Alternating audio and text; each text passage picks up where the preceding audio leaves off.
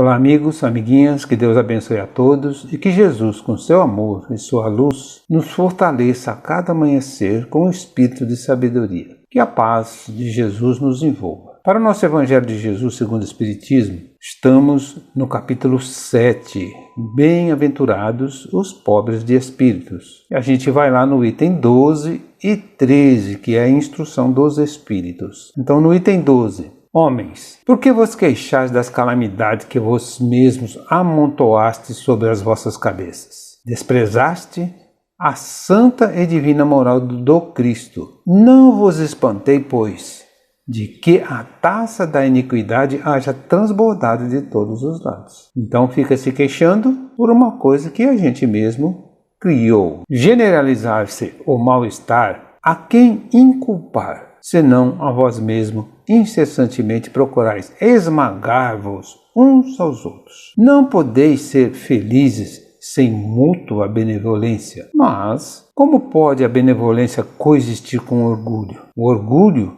eis a fonte de todos os vossos males. Aplicai-vos, portanto, em destruí-lo, se não lhe quiserdes perpetuar as funestas consequências. O único meio se vos oferece para isso, mas, infalível, tomardes para regra invariável do vosso proceder a lei do Cristo. Lei que tendes repelido ou falseado em sua interpretação. Então o remédio está aí, a gente se livrar do orgulho, usando o que Jesus nos deixou. Então podemos perguntar, como combater o orgulho? Estudando com humildade o Evangelho de Jesus e procurando vivenciar os ensinamentos nele contidos. Então a humildade é o antídoto do orgulho. Porque a vez de ter em maior estima o que brilha e encanta os olhos do que o que toca o coração? Porque fazeis do vício na opulência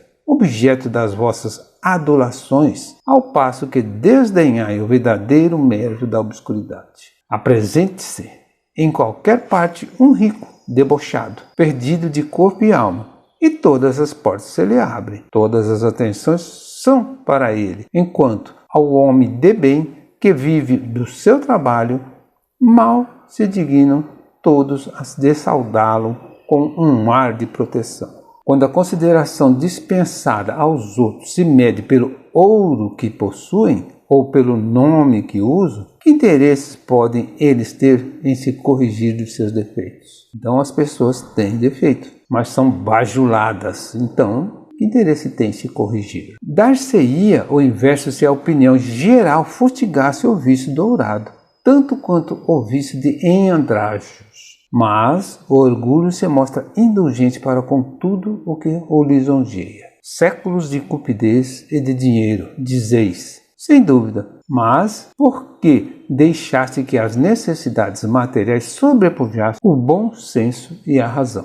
Por que há de cada um querer elevar-se acima do seu irmão? Desse fato sofre hoje a sociedade as consequências. Então, quais os vícios causados pelo orgulho? A paixão pelos bens materiais, a inveja, o ciúmes, o egoísmo, etc. Quando os vícios do orgulho se instalam no coração do homem, a vida torna-se um constante tormento. Não se esqueçais que tal estado de coisa é sempre sinal de certo da decadência moral. Quando o orgulho chega ao extremo, tem-se um indício de queda próxima, porquanto Deus nunca deixa de castigar os soberbos. Se por vezes consente que eles subam, é para lhes dar tempo à reflexão e a que se emendem sob os golpes que de quando em quando lhes desferem no orgulho para os advertir. Todavia, em lugar de se humilharem, eles se revoltam. Então, cheia a medida, Deus os abate completamente, tanto mais horrível lhes é a queda, quanto mais alto haja a subida. Então, o que acontece quando o orgulho chega ao ponto extremo? Tem-se um indício de uma queda próxima, pois Deus pune sempre os soberbos. Quanto maior a subida de orgulho, ou quanto maior a subida de um orgulhoso, mais terrível é a sua queda. O orgulho deixará um dia de ser um mal na sociedade? Sim, aos que não atenderem aos apelos fraternos do Evangelho, a justiça divina reserva processos dolorosos de correção, mediante reencarnação adequada. Então um dia deixaremos de ser orgulhosos. Mas existe aí um processo de reencarnação doloroso para aqueles que se demorarem a entender. Deus nunca deixa de castigar os soberbos. Se por vezes consente que eles subam, é para lhes dar tempo à reflexão e a que se emendem. Pobre raça humana cujo egoísmo corrompeu todas as sendas, toma novamente coragem, apesar de tudo. Em sua misericórdia infinita, Deus te envia poderoso remédio para os teus males, um inesperado socorro à tua misericórdia. Abre os olhos, a luz. Aqui estão as almas dos que já não vivem na terra e que te vêm chamar ao cumprimento dos deveres reais. Eles te dirão com a autoridade da experiência quanto as vaidades e as grandezas da vossa passageira existência são mesquinhas, à par da eternidade. Dir-te-ão, lá o maior é aquele que haja sido mais humilde entre os pequenos deste mundo. Que aquele que mais amou os seus irmãos será também o mais amado no céu. Que os poderosos da terra, se abusaram da sua autoridade, ver-se-ão reduzidos a obedecer aos seus servos. E, finalmente, a humildade e a caridade, irmãs que andam sempre de mão dadas, são o meio mais eficaz de se obter graças diante do Eterno. Esse texto é do bispo Adolfo de Argel. Então quem foi aí, só para a gente entender, quem foi esse bispo, né? Adolfo de Argel? Ele foi um católico, na verdade o nome dele era Antônio Luiz Adolphe Dupuch. Católico da França, ele foi órfão aos 11 anos, criado pelo tio.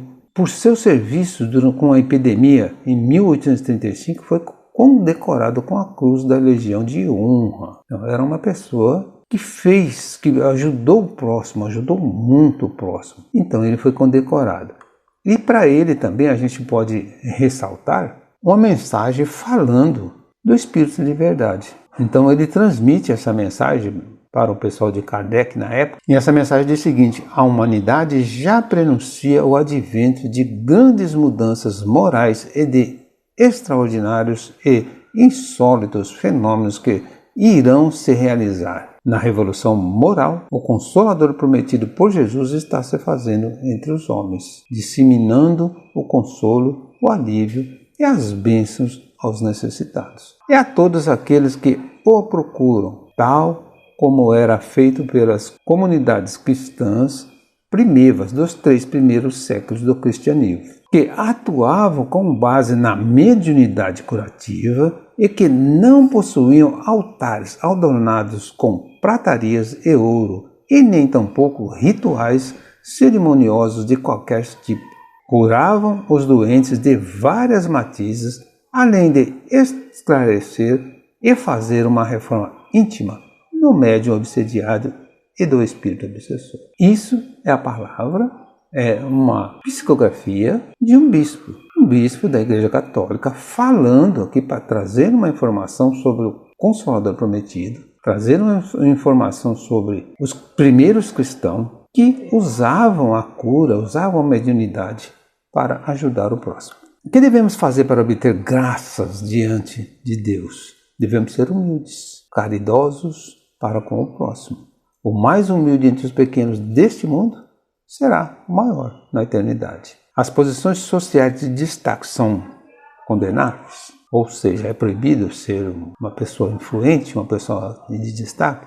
Não. Elas são naturais na sociedade em que vivemos e oferecem ocasião para que superiores e subalternos guardem relacionamento fraterno e mantenham respeito recíproco. O que é condenável são os abusos daqueles que ocupam tais posições.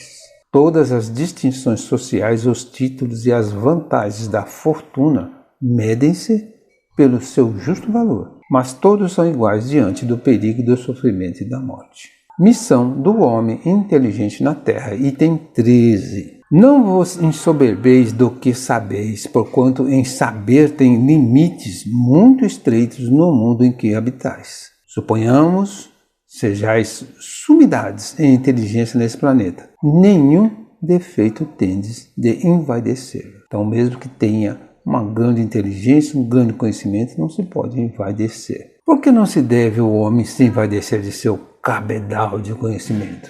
Porque esses conhecimentos têm limites muito estreitos no mundo em que habitamos. Assim sendo, ele deve ter a humildade para reconhecer que não sabe tudo e que lhe resta muito a aprimorar e a desenvolver. Para isso, ele se encontra na Terra. Em vez de se envaidecer, o homem deve utilizar o saber que já possui para ajudar aqueles menos aquinhoados em termos de inteligência. Então, temos que sempre ajudar o próximo. E a gente pode perguntar, é possível ao homem saber tudo?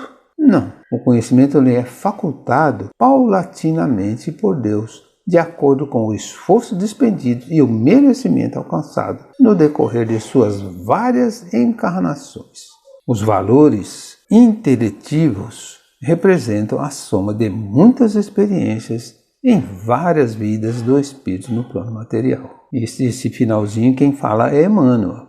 Os valores inteletivos representam a soma de muitas encarnações do espírito. Continuando o nosso item 13. Se Deus, em seus desígnios, vos fez nascer num meio onde pudesse desenvolver a vossa inteligência, é que quer que as utilize para o bem de todos. É uma missão que vos dá, pondo-vos nas mãos um instrumento como podeis desenvolver por vossa vez as inteligências retardatárias e conduzi-las a Ele. Então, por que Deus nos permite desenvolver a inteligência? Para que possamos evoluir e utilizar a serviço do bem, buscando desenvolver as inteligências retardatárias, através do relacionamento fraterno que deve existir entre as criaturas. Há espíritos que reencarnam com a incumbência de desenvolver boas tarefas da inteligência em proveito real da coletividade. Como desenvolver a inteligência? Pelo estudo,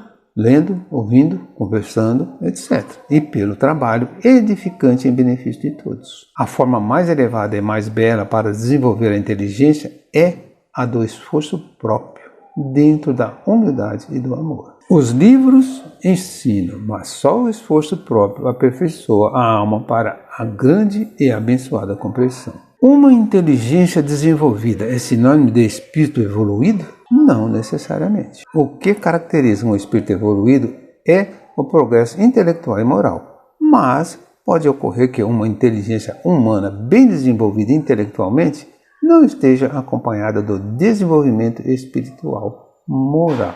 O grande erro das criaturas humanas foi valorizar exageradamente a inteligência, desprezando os valores legítimos nos caminhos da vida. Continuando nosso item 13.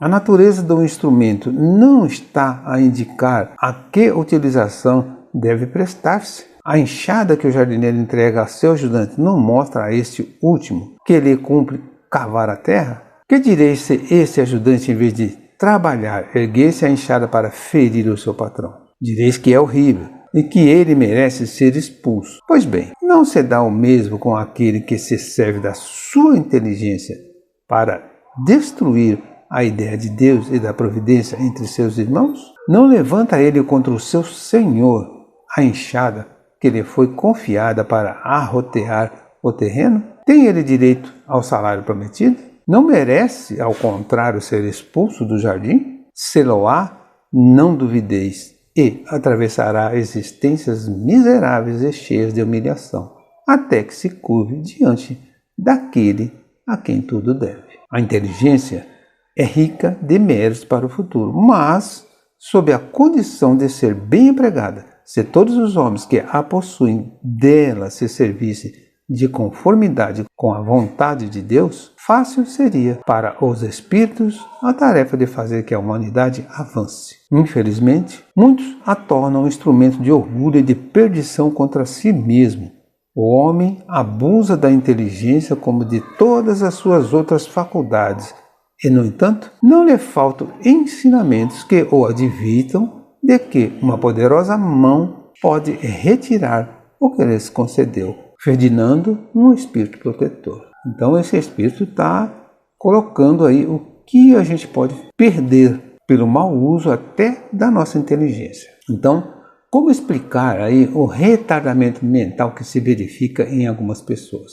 Então, algumas pessoas não têm tanta inteligência assim.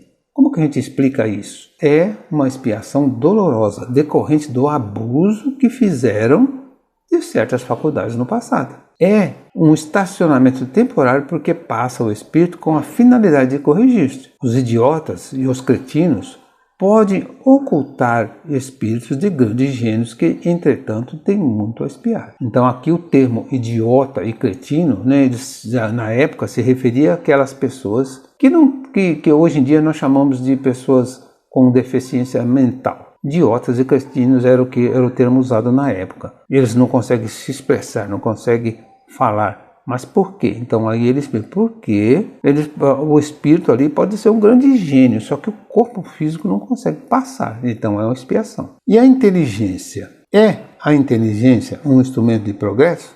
Sim. Um poderoso instrumento quando utilizada com bons sentimentos e voltada à causa do bem. Quando, porém, mal empregada, acarreta sofrimento aos atingidos, assumindo graves débitos aos seus causadores. Grandes assassinos e criminosos são, muitas vezes, dotados de muita inteligência. Conta o homem com a ajuda do plano espiritual para o desenvolvimento de sua inteligência quando encarnado? Certamente que sim. Muitos são os espíritos que aqui vêm com a missão de esclarecer os homens, objetivando auxiliá-los no seu aperfeiçoamento. É necessário, porém, que estes saibam ouvi-los.